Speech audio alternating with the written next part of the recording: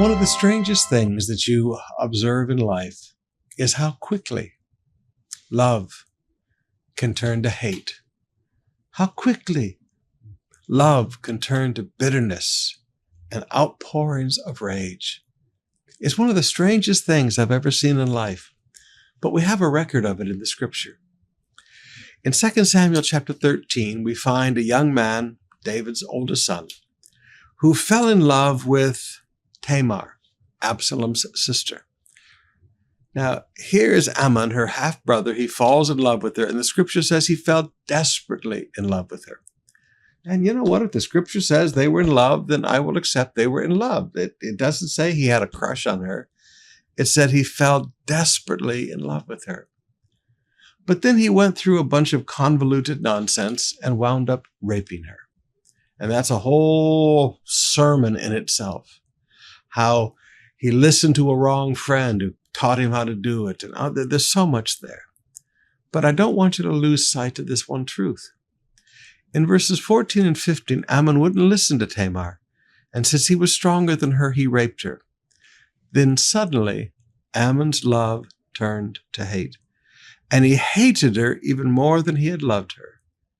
And he hated her even more than he had loved her.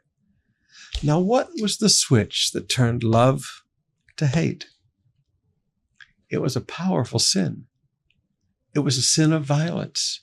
It was the sin of rape. The switch that turned love to hate is sin.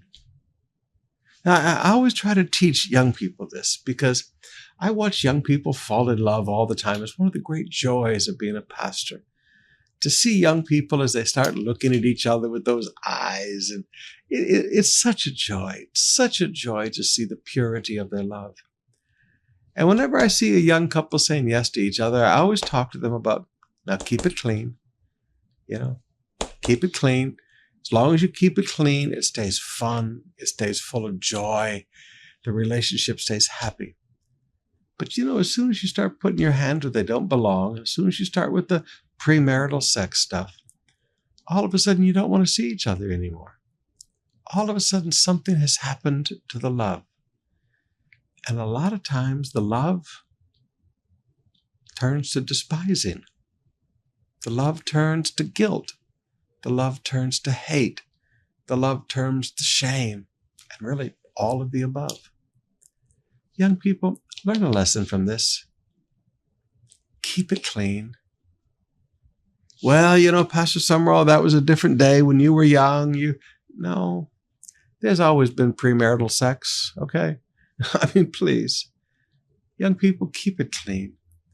If you really love each other, keep the sin out and let it be a joyful relationship. Keep the sin out and let it be a happy relationship. Never let sin turn love to hate.